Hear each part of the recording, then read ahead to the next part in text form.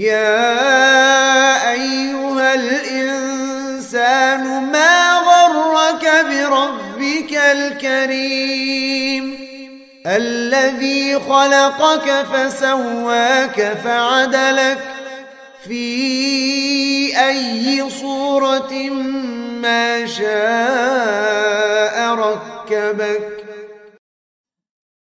Dan di dalam al-hadis, yaitu hadis yang diriwayatkan Imam Ahmad dari sahabat yang mulia Mahmud bin Labid radhiyallahu anhu, Rasulullah sallallahu alaihi wasallam bersabda, "Akhwafu ma akhafu alaikum syirkul asghar." Yang paling aku takutkan menimpa kalian adalah syirik kecil. Fasu'ila anhu, maka beliau ditanya, yaitu para sahabat bertanya kepada Nabi Muhammad sallallahu alaihi wa ala alihi wasallam, apa itu syirik kecil? Qala, kata beliau, ar-riya, itulah riya. Dan hadis ini jemaah sekalian ada sedikit lanjutannya, yaitu Nabi sallallahu alaihi wasallam mengabarkan kelak tatkala amalan-amalan hamba dibalas di hari kiamat, maka Allah Subhanahu wa ta'ala akan berkata kepada orang-orang yang dulu di dunia riya, idhabu ilal ladzina kuntum tura'una fid dunya fanzuru hal tajiduna indahum jaza. Pergi kalian, temui orang-orang yang dulu kalian riya terhadap mereka, yaitu kalian mengharapkan pujian mereka ketika di dunia. Maka lihatlah apakah kalian mendapatkan balasan dari mereka. Tentu mereka tidak mendapatkan apa-apa. Maka riya menghapus amalan. Ini lafaz hadis secara lengkap. Al-Allamah Al-Fauzan hafizahullah menyebutkan, dari hadis yang mulia ini kita bisa memetik 3 pelajaran penting. Pelajaran yang pertama, syiddatul khauf minal wuqu' fi syirkil asghar. Besarnya rasa takut dari terjerumus dalam syirik kecil. Maksudnya kita harus sangat takut, ini wajib. Ini bukan sekedar perasaan yang muncul di dalam dada kita, tapi ibadah yang harus kita hadirkan dalam hati kita. Wajib kita merasa takut terjerumus dalam dosa syirik. Kenapa? Karena Allah mempertakutkan kita dengan bahaya-bahayanya. Maka wajib kita untuk takut. Ini bagian dari takut kepada Allah Subhanahu wa ta'ala. Jangan sampai kita terjerumus dalam dosa yang membuat Allah murka. Nah, di dalam hadis ini yang disorot adalah syirik kecil. Artinya kalau syirik kecil saja sudah sangat berbahaya, bagaimana lagi dengan syirik besar? Maka hadis ini, kata penulis hafizahullah ta'ala, menunjukkan kepada kita harus kita sangat takut terjerumus pada syirik kecil. Wadzalika min wajhain, karena 2 alasan. Al-awwal, yang pertama, anna Rasul sallallahu alaihi wasallam takhawwafa min wuqu'ihi takhawufan syadidan. Bahwasanya Rasulullah sallallahu alaihi wasallam sangat mengkhawatirkan, sangat takut kita terjerumus dalam dosa syirik ini dengan kekhawatiran atau rasa takut yang sangat besar.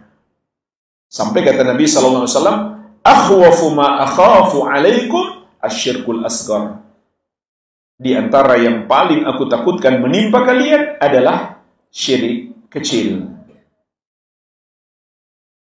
Jemaah sekalian, ini menunjukkan bahwa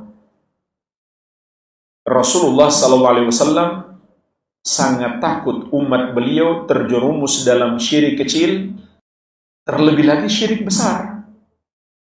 Dan apabila Nabi SAW mengkhawatirkan kita, maka kita yang lebih pantas untuk takut, lebih pantas untuk khawatir terjerumus dalam dosa syirik.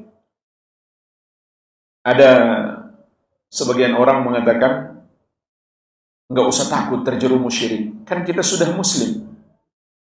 Kata mereka, Nabi SAW nggak khawatir umat beliau terjerumus syirik. Yang beliau khawatirkan hanya kalau umat beliau cinta dunia. Betul, ada hadis-hadis Nabi SAW sangat khawatir kita mendapatkan atau diluaskan berbagai macam nikmat dunia, sehingga kita kemudian terlena dengannya. Tapi juga faktanya ada hadis Nabi SAW takut kita terjerumus dalam syirik. Ini diantara hadisnya. Ini sisi yang pertama. Jika Nabi SAW takut kita terjerumus syirik, tentu kitanya juga harus takut.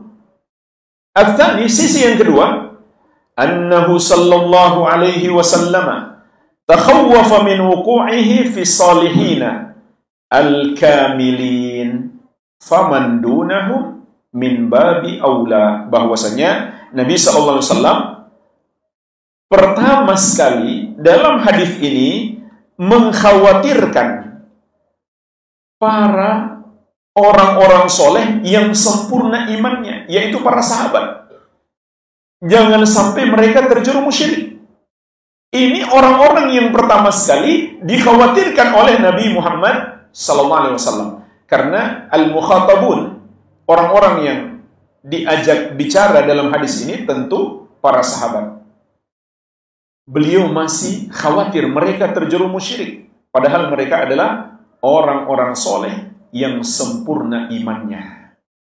Maka selain mereka lebih pantas untuk dikhawatirkan oleh Rasulullah SAW. Artinya kita inilah, kita lebih pantas untuk takut terjerumus syirik. Kalau sahabat saja masih dikhawatirkan oleh Nabi SAW dari terjerumus dalam dosa syirik, tentu beliau lebih khawatir atas kita, karena iman kita tentu jauh di bawah para sahabat. Oleh karenanya jemaah sekalian, kita harus sangat takut terjerumus dalam dosa syirik. Dan faktanya, dosa syirik ini masih terjadi pada sebagian orang yang mengaku muslim. Bahkan syirik kecil juga masih terjadi pada sebagian orang yang sudah belajar tauhid, yang sudah mengerti tauhid, tapi muncul di hatinya keinginan supaya dipuji orang. Terutama ketika dia berdakwah di medsos, makin banyak like, makin banyak komen and share, makin senang dia dipuji-puji, terkenal, jadi selebgram dan sebagainya.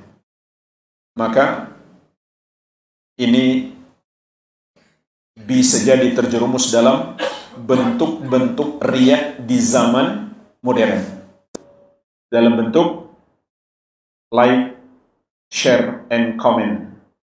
Itu bisa jadi bentuk riya di masa modern. Dia berdakwah supaya terkenal di medsos, supaya nanti kalau sudah terkenal banyak endorse lagi dan lain-lain. Ini bisa terjadi pada orang yang sudah belajar tauhid, pada semua orang, termasuk pada para ustadz. Harus terus-menerus menjaga niat, jangan sampai muncul riya. Apabila muncul riya, harus segera dihilangkan. Karena jemaah sekalian, tadi sudah kita sebutkan juga lanjutan hadis yang menunjukkan bahaya riya, yaitu amalannya tertolak, tidak diterima oleh Allah Subhanahu wa ta'ala. Dan tatkala mereka menanti balasan dari Allah di hari kiamat, maka Allah pun mengusir mereka. Allah suruh mereka minta kepada orang-orang yang dulu mereka harapkan pujian ketika di dunia. Tentu mereka tidak mendapatkan apa-apa. Namun jemaah sekalian, kata para ulama, kalau muncul riya dalam diri seseorang, tapi dia berusaha menghilangkan, dia tidak biarkan, maka Allah maafkan. Dan bahkan dia termasuk orang yang berjihad di jalan Allah untuk menundukkan hawa nafsunya. Sebab ria itu hakikatnya adalah hawa nafsu. Masuk di dalam makna ayat di surat An-Nazi'at ayat 40-41. Wa amma man khafa maqama rabbih wa nahan nafsa 'anil hawa fa innal jannata hiyal ma'wa. Adapun orang yang takut terhadap kedudukan Rabb-nya dan dia mencegah nafsunya dari terjerumus pada yang haram, maka surga adalah tempat tinggalnya. Dan juga dalam hadis Abu Hurairah radhiyallahu anhu yang diriwayatkan Al-Bukhari, Nabi sallallahu alaihi wasallam mengatakan, "Innallaha tajawaza li an ummati ma waswasat bihi suduruha ma lam ta'mal aw takallam." Sesungguhnya Allah mengampuni untukku terhadap umatku apa yang dibisikkan oleh hati-hati mereka selama dia tidak amalkan atau tidak ucapkan. Artinya jemaah sekalian, kalau muncul di hati kita keinginan untuk dipuji orang, muncul riya, lalu kita hilangkan, maka Allah maafkan. Yang jadi masalah ketika muncul riya, kemudian seseorang membiarkannya. Meskipun awalnya dia ikhlas, tapi di tengah ibadah muncul riya. Ini juga peringatan bagi kita. Bisa saja di awal beribadah seseorang itu ikhlas, namun di pertengahan ibadah, atau bahkan sudah di akhir ibadah, muncul riya. Lalu dia biarkan sampai akhir ibadah. Bagaimana nasib amalannya? Apakah tertolak semuanya? Atau hanya bagian yang riya saja? Jawabannya, tergantung ibadahnya. Jika ibadahnya berhubungan antara awal dan akhir, maka semuanya tertolak. Contoh sholat. Sudah mau salam, muncul riya. Lalu dia biarkan terus sampai salam. Maka pahala sholatnya dari awal sampai akhir dia tidak dapatkan. Amalannya tertolak. Karena sholat adalah ibadah yang berhubungan dari awal sampai akhir.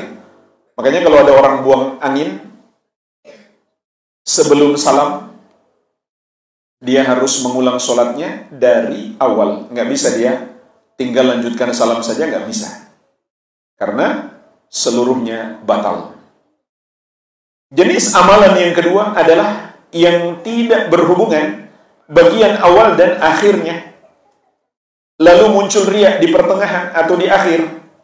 Kemudian dia biarkan. Maka bagian awal yang dia ikhlas padanya, tetap dia dapat pahala. Bagian akhir yang dia riya padanya, maka dia dapat dosa. Dan amalannya tertolak. Bukan hanya amalannya tertolak, plus dia dapat dosa. Bahkan dosa yang sangat besar. Karena syirik kecil. Syirik kecil adalah dosa terbesar setelah syirik besar. Sampai kata Nabi SAW, ini termasuk yang paling aku takutkan menimpa kalian. Jadi jangan kita mengira ini dosa kecil. Nabi SAW sudah mengatakan, ini termasuk yang paling aku takutkan menimpa kalian. Sehingga ini bukan dosa kecil. Bahkan dosa terbesar setelah syirik besar. Contoh ibadah seperti ini adalah membaca Al-Quran.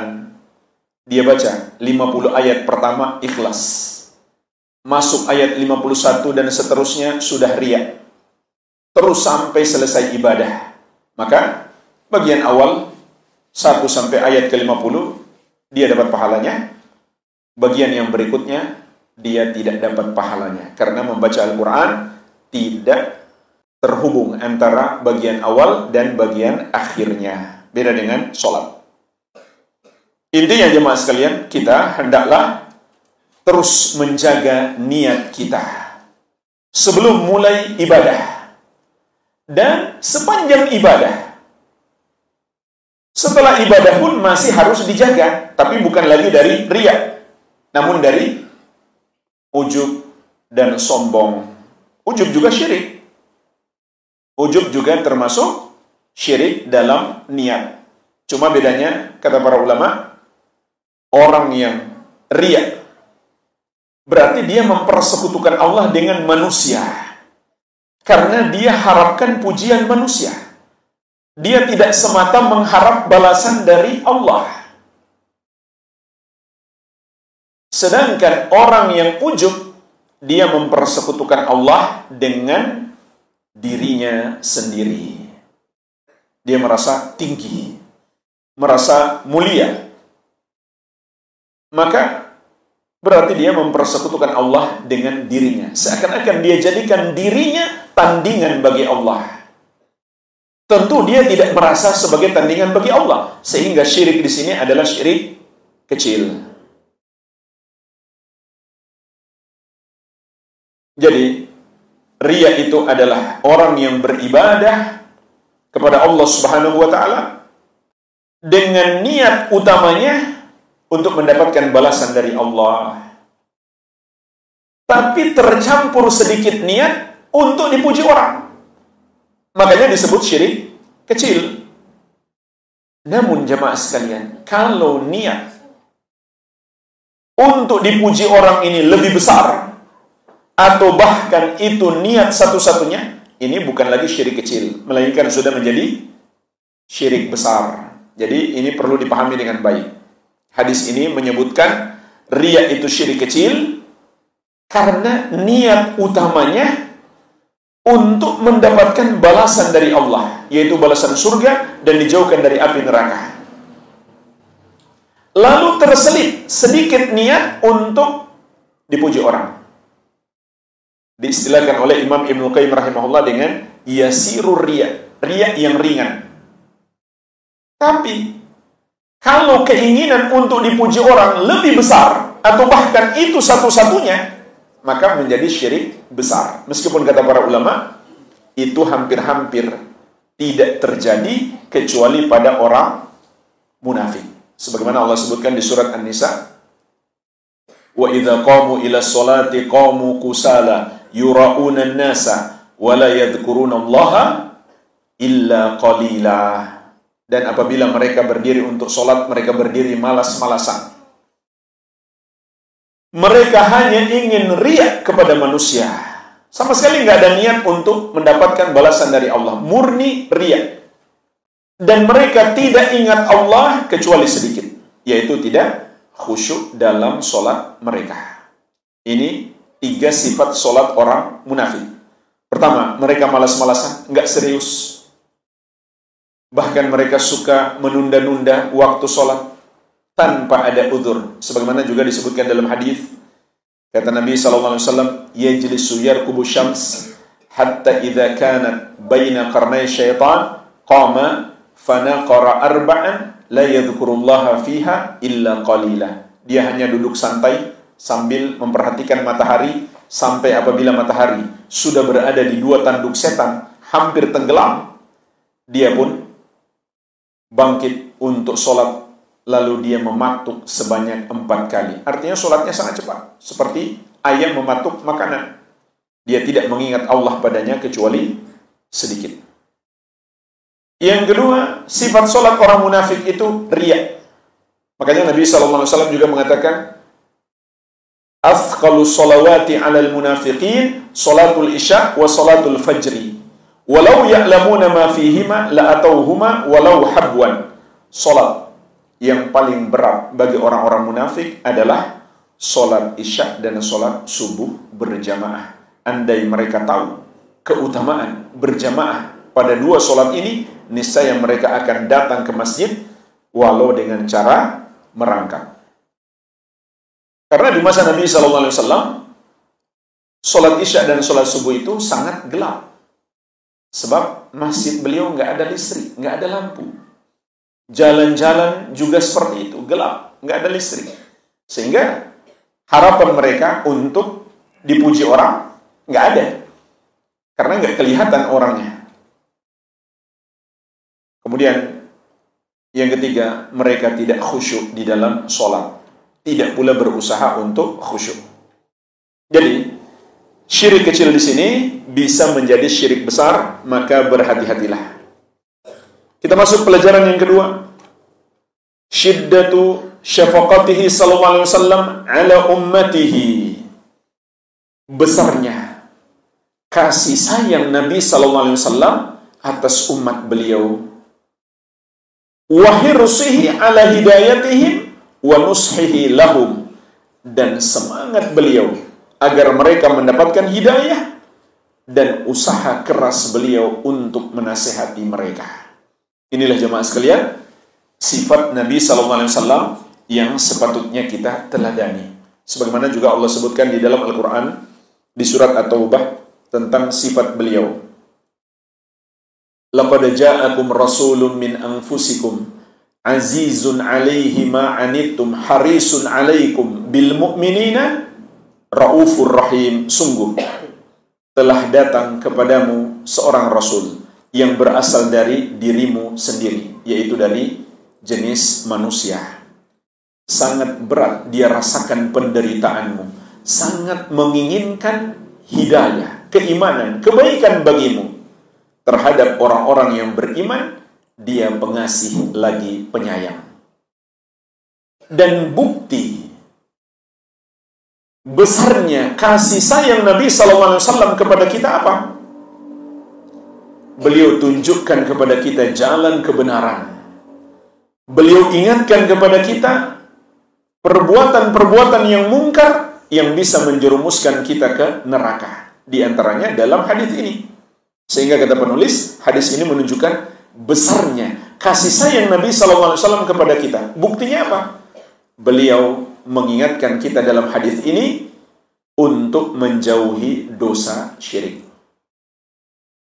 Berarti jemaah sekalian, bukti cinta terbesar dan kasih sayang yang terbesar kita terhadap keluarga kita dan semua orang-orang yang kita cintai adalah kita ajarkan kepada mereka tauhid. Kita larang mereka berbuat syirik. Kalau kita nggak melakukan itu kepada keluarga kita, berarti kita nggak sayang sama mereka. Karena berarti kita biarkan mereka masuk neraka. Karena berarti kita tidak mengajak mereka ke surga. Sayang yang sesungguhnya, cinta yang sesungguhnya adalah menjaga keluarga kita dari api neraka. Mengajak mereka masuk surga, meraih kebahagiaan yang hakiki di dunia dan di akhirat. Kalau kita sangat besar usaha untuk menjaga keluarga kita dari mudarat di dunia, kita jaga kesehatan mereka, kita kasih makan yang paling bergizi, andai sakit, kita cari dokter terbaik, pengobatan yang terbaik. Seharusnya dalam mengajarkan tauhid, semangat kita, usaha kita lebih besar lagi daripada hal itu. Ini bukti kalau kita benar-benar sayang kepada keluarga kita. Sebagaimana juga firman Allah Subhanahu wa taala, "Ya ayyuhalladzina amanu qu anfusakum wa ahlikum nara." Wahai orang-orang yang beriman, jagalah dirimu dan keluargamu dari api neraka. Sahabat yang mulia Ali bin Abi Thalib radhiyallahu anhu menjelaskan, yang dimaksud jaga keluargamu dari api neraka adalah allimuhum addibuhum. Ajarkan kepada mereka ilmu agama dan berikan hukuman kalau mereka melanggar ajaran-ajaran agama. Maksudnya di sini adalah hukuman-hukuman yang ringan untuk mengingatkan mereka. Kita masuk pelajaran yang ketiga. Ini yang terakhir. Anna syirka yanqasimu ila akbar wa asghar. Bahwasannya dosa syirik itu terbagi menjadi dua tingkatan. Syirik besar dan syirik kecil. Karena dalam hadis Nabi SAW menyebutkan adanya syirik kecil, berarti ada syirik besar. Lalu apa yang dimaksud dengan syirik besar dan syirik kecil? Ini faedah penting dijelaskan oleh penulis rahimahullah. Apa itu syirik besar, apa itu syirik kecil?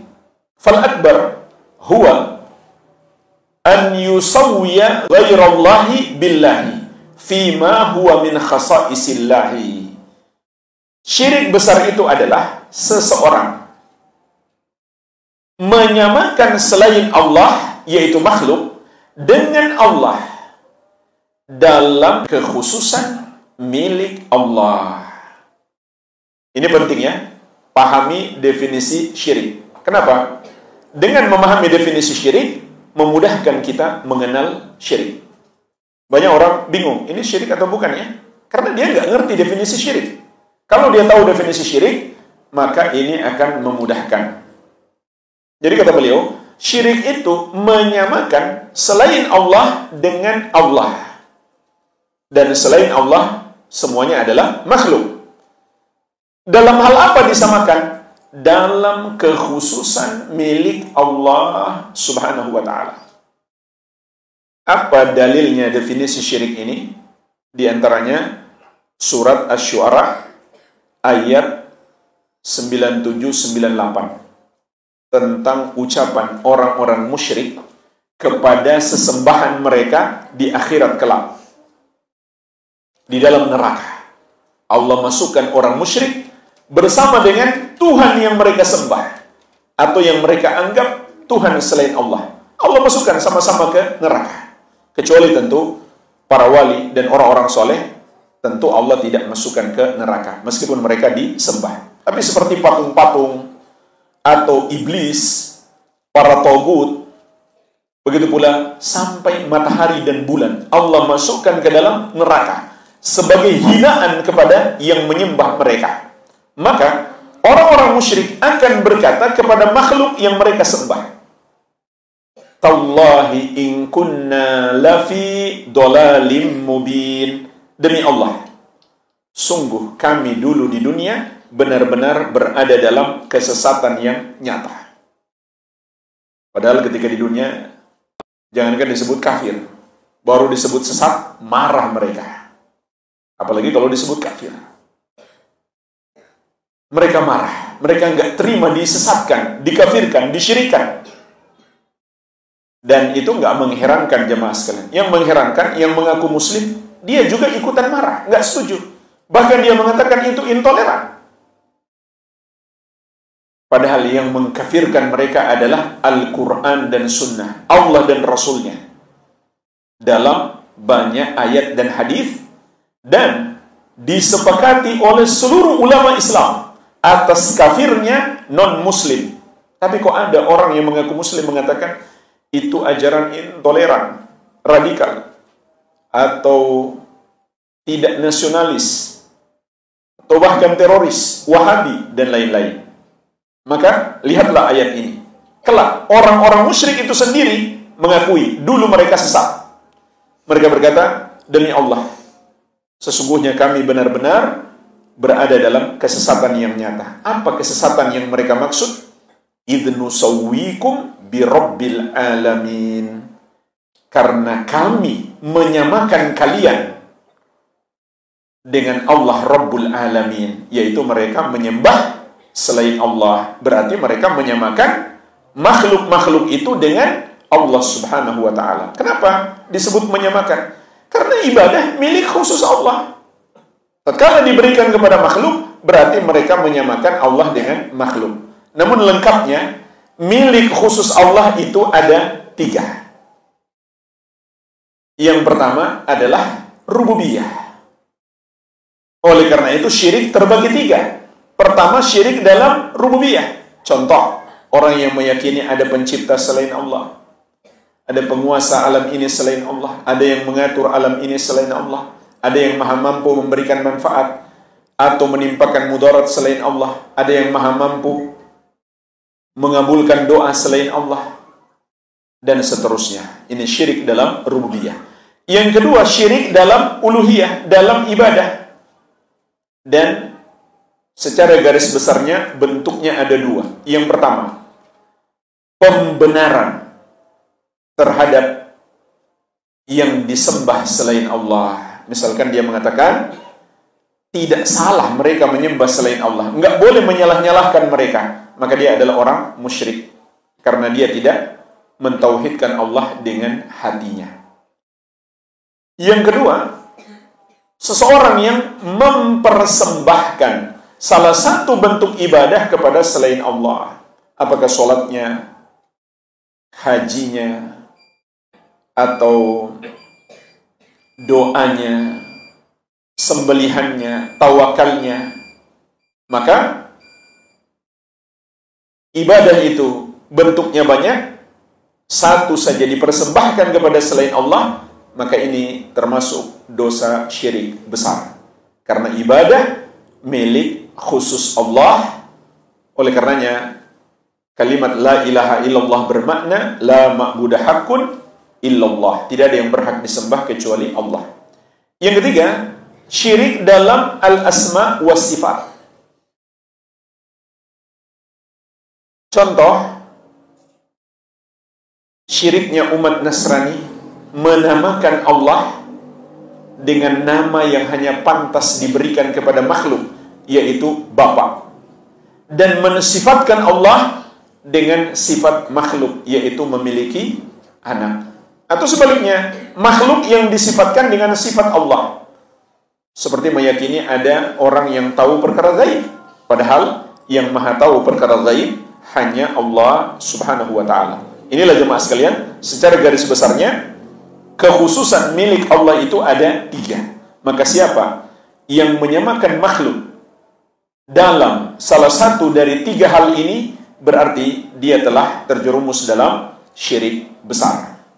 Kemudian apa itu syirik kecil? Kata beliau, wal asghar huwa ma ata fin nusus annahu syirkun wa lam yasil ila haddil akbar. Syirik kecil itu adalah yang datang di dalam dalil syar'i penyebutan bahwa itu adalah syirik, tapi belum sampai pada tingkat syirik besar. Kalau begitu yang dimaksud adalah syirik kecil. Contoh jemaah sekalian, Rasulullah SAW bersabda, "Man halafa bi ghairillahi faqad kafara aw asyrak." Barang siapa bersumpah dengan menyebut selain nama Allah, maka dia telah kufur atau syirik. Dalam hadis ini, bersumpah dengan selain nama Allah disebut syirik. Tapi orang yang bersumpah dengan selain nama Allah itu, dia tidak bermaksud menyamakan Allah dengan makhluk. Maka syirik di sini adalah syirik kecil. Kalau dia bermaksud menyamakan Allah dengan makhluk tersebut, yaitu makhluk yang namanya dia gunakan dalam sumpahnya, maka menjadi syirik besar. Makanya sebagian ulama juga mendefinisikan syirik kecil itu adalah kullu dzari'atin ila syirkil akbar. Semua yang menjerumuskan kepada syirik besar, maka itu syirik kecil. Contoh, al-gulu fi salihin, bersikap gulu berlebih-lebihan dalam memuliakan orang-orang soleh. Maka ini adalah pintu besar yang menjerumuskan pada syirik besar, sehingga itu syirik kecil.